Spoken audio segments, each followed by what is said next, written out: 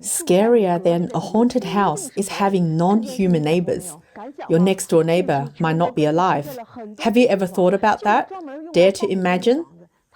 What this lady is talking about is the so-called columbarium homes within residential apartments. On April 5th, China observed the traditional Qingming Festival, a time for families to pay respects to the deceased loved ones. Influenced by Qingming Festival, graveyards have become a hot topic of discussion among the Chinese public lately. The attention from the masses is not just due to the continuously soaring prices of graveyards, but also the recent phenomenon of columbarium residences popping up across the country. Columbarium residences refer to residences specifically used for storing cremated remains of the dead. In China, urban residents, upon passing away, cannot undergo ground burial and instead need to be cremated. The remains are then placed in urns. Residential houses are purchased by individuals to store these urns. These columbarium homes are scattered throughout normal residential areas. Owners would seal off the windows, blocking out the sunlight, and even adorn doorways with eerie signage.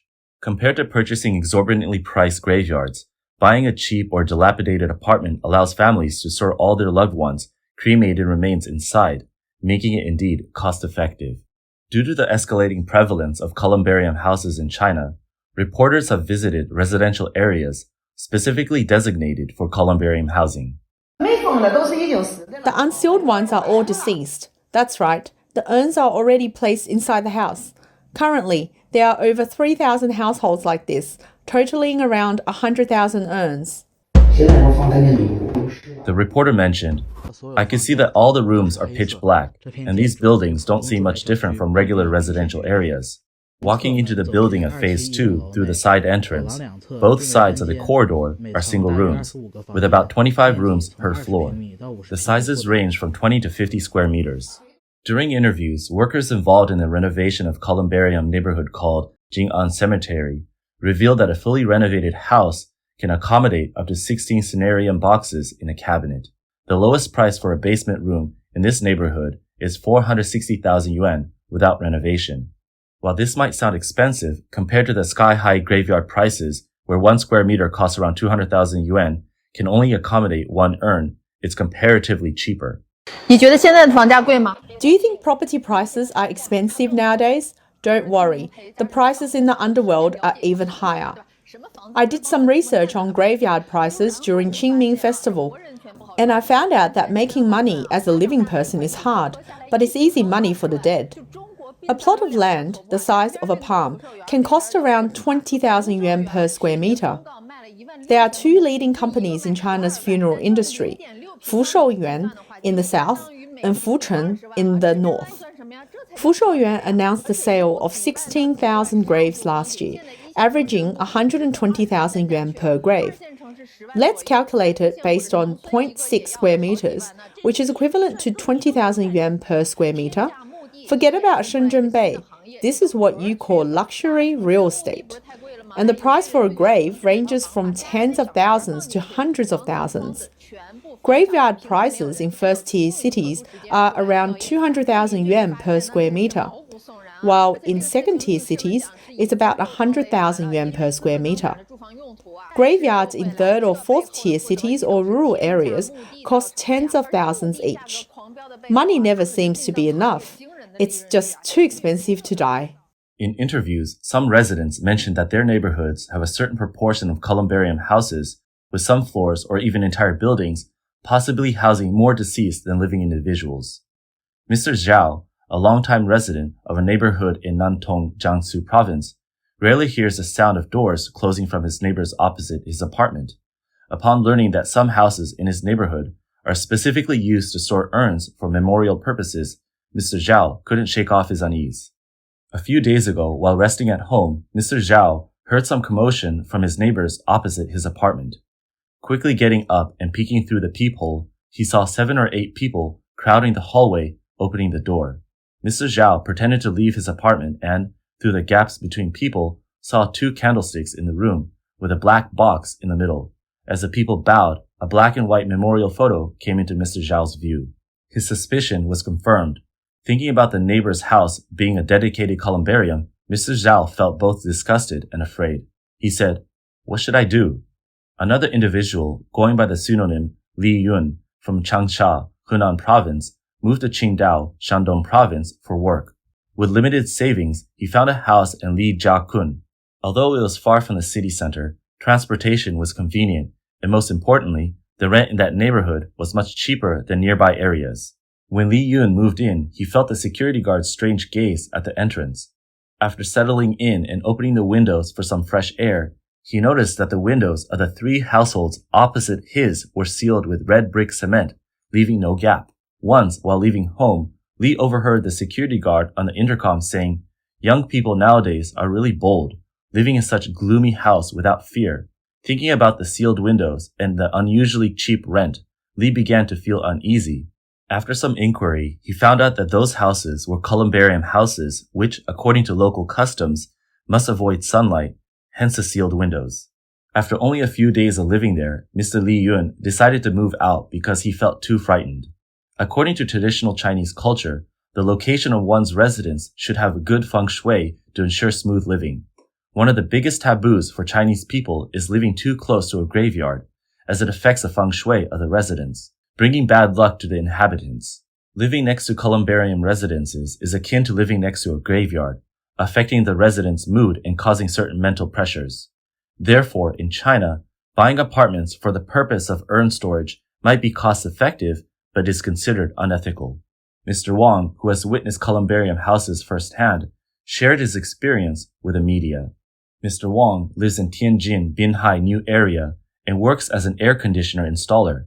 He told reporters that while installing an air conditioner in a residential neighborhood, he once saw a columbarium apartment and the customer was willing to pay twice the normal installation fee. Upon entering, Mr. Wang saw a table in the center of the living room with an urn and various offerings. The windows were not sealed but draped with white curtains.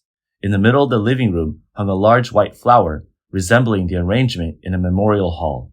Mr. Wang said, "I was so scared that I involuntarily stepped back upon seeing this." Mr. Wang also recalled that upon seeing his reaction, the customer immediately doubled the original installation fee and he reluctantly completed the air conditioner installation. Following Mr. Wang's description, reporters later visited the same neighborhood. A janitor pointed out a room with white curtains and a large white flower in the middle, as well as a room with tightly closed black curtains, saying that these were the columbarium residences everyone was talking about. Usually, these rooms remain empty, with people only coming to pay respects during Qingming period. The journalist took a tour around the residential area and counted more than 10 rooms decorated similarly in 2 buildings located near the entrance of the neighborhood. Mr. Liu from Kangzhou, Hubei, is very interested in purchasing columbarium residences. He mentioned that he consulted a feng shui master some time ago for advice on purchasing such a property. He was recommended several neighborhoods and floors and was also instructed to put up white or green couplets at the entrance of the apartment. He was told to replace a door with an old-fashioned iron door and cover the lock with paper. Mr. Liu said, "I'm now a bit hesitant. If I do this, neighbors on the same floor might come looking for me." A homeowner from a certain neighborhood in Tianjin, who has already purchased a columbarium residence, said, "My family's financial condition is quite good, and buying a columbarium residence is for the purpose of accommodating the ashes of relatives. Some of my friends directly place their relatives' ashes on nearby hills, just piling up some rocks because they couldn't afford to buy a graveyard, but they still need a place for their loved ones to rest." Media investigations have found that most homeowners choosing columbarium residence live in first and second tier big cities. In these big cities, high graveyard prices, expensive management fees, and short lease periods pose significant challenges in finding a place to rest their loved ones. Ms. Zhao from Chaoyang District, Beijing, expressed her astonishment after inquiring about graveyard prices in her area, saying, "It's too expensive, I can't afford it." She also revealed to the media that even some average quality and remote graveyards in Beijing cost over 100,000 yuan, and after purchasing a graveyard, one can only enjoy a 20-year right to use it, followed by the need to pay graveyard management fees. Ms. Zhao mentioned that she had set her eyes on a property in Chongli District, Zhangjiakou City, Hebei Province, where the price of a house is around 250,000 yuan, with a moderate area and a property right lasting 70 years. She plans to place her deceased relatives' cremated remains there and visit annually. In response, some people commented, "These are actually acts of helplessness. A few square meters costing tens of thousands with a 20-year limit. After 20 years, you still need to pay tens of thousands for renewal." Just now, there was a report stating that some people forgot to renew, and graveyard staff treated them as unclaimed graves, clearing out the cremated remains. This man summarizes why people prefer to buy columbarium residences rather than graveyards, citing the two main reasons. 最近出现一种奇怪的房子，叫做骨灰房。 Recently, there's been a strange phenomenon. Many people are buying houses to store urns. The reasons behind this are, first, it's relatively cheap compared to cities like Beijing, Shanghai, and Shenzhen, where a square meter of cemetery space costs tens of thousands. Second, it has a long service life. Public cemetery usage expires in 20 years, and you'll need to pay hundreds of thousands to renew it, while houses have 70 years of property rights, with minimal renewal fees, and you can store many urns at once, making it cost-effective in terms of space utilization. Third, there's a high potential for appreciation. Once a house's value increases, you can sell it for profit, but you can't sell a graveyard. Regarding the emergence of this strange phenomenon of columbarium residences, some netizens see through the underlying issue. One person said, "This is actually the Ministry of Civil Affairs colluding behind the scenes to collect money. The chaos in the funeral industry directly leads to living people unable to afford death, forcing them to find alternative methods." It can be said that behind the columbarium residences is still the hand of the government. A legal expert once commented that as property salespersons, selling houses with the knowledge that the purchaser's intention is to place ash urns for memorial purposes, or even implying that this can be done, violates provisions of the Civil Code on contractual effectiveness and consumer rights protection laws. As developers, if they deliberately develop columbarium buildings and sell them under the guise of normal residences, they may be suspected of violating administrative laws and regulations. However, under the rule of the CCP, where the real estate market has become the pillar industry of various regions and the main source of government revenue, will the judicial and administrative departments block such a profitable path? Moreover, under the legal basis of administrative regulations having no authority to regulate civil legal subjects, the government has even more reason not to intervene.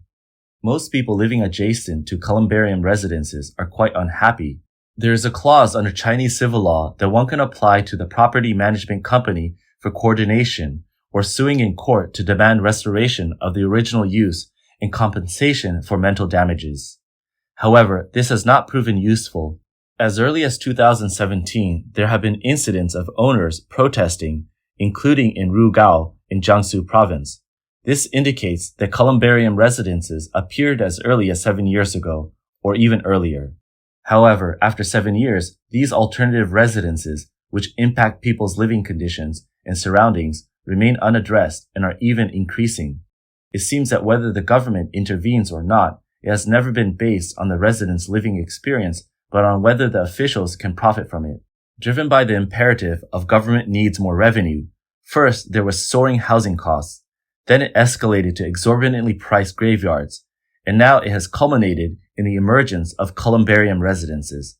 Nothing is strange in China anymore. Currently, some real estate sales quietly announce that they cannot distinguish the purpose of the purchaser at the time of sale. This is similar to allowing speculation in real estate based on the reason that many people buy houses but don't live in them. Some salespersons also state that they only sell houses without asking about the purpose, making it difficult to define whether the buyer has changed the purpose after purchasing. However, currently if someone asks where to purchase columbarium properties, salespersons would recommend certain neighborhoods. Personnel from property management companies also state that if owners of columbarium residences do not admit to using the residence as a space to store urns or are unwilling to change the purpose, there is not much they can do about it. With such explicit statements, one can't help but suspect that the exposure by the official media seems not only to condemn the chaos, but rather to inadvertently advertise the government's new real estate product, columbarium residences.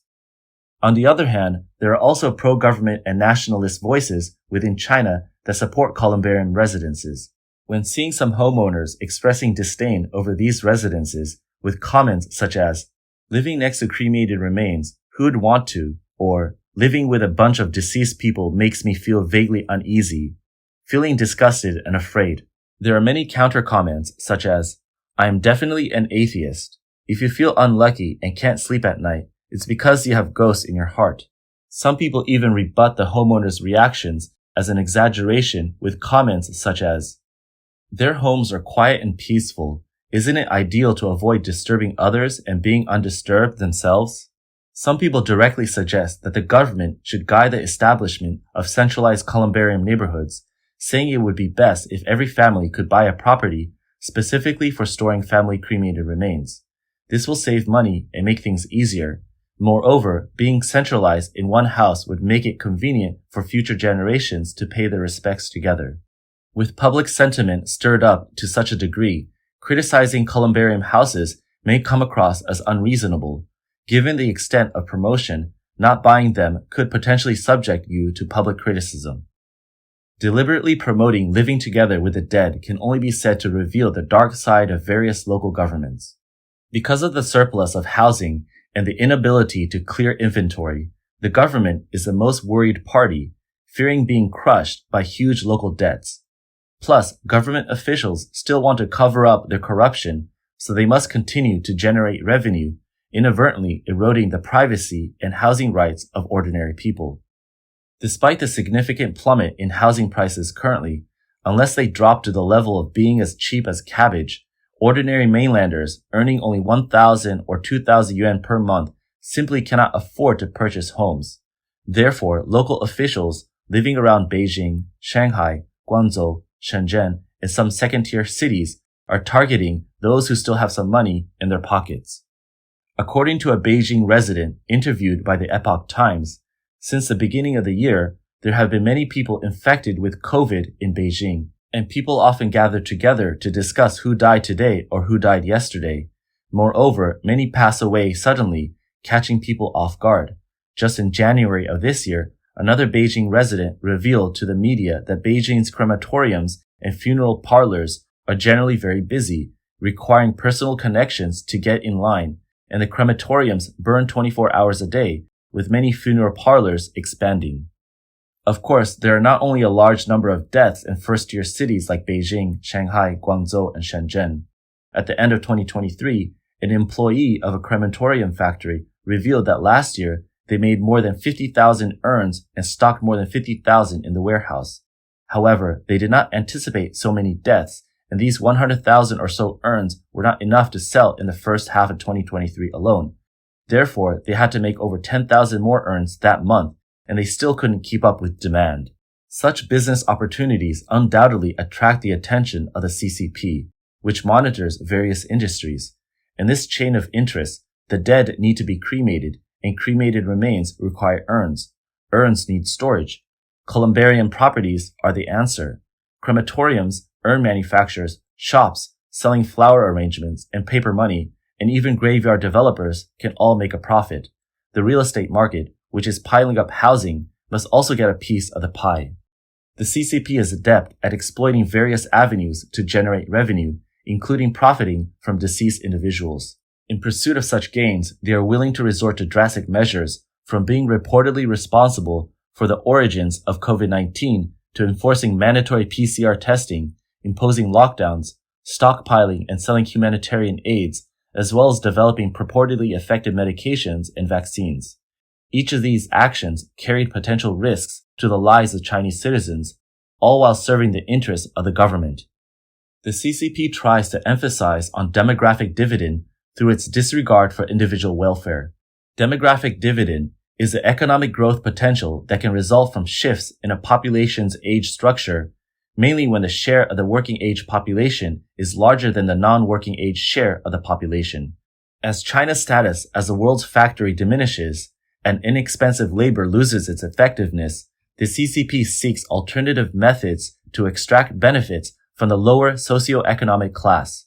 CCP poses challenges to the attainment of peaceful living conditions for ordinary Chinese citizens. To sustain itself, the CCP resorts to exploiting the populace for financial gain. Furthermore, given the absence of a long-term vision, the CCP aggressively seizes present opportunities for enrichment.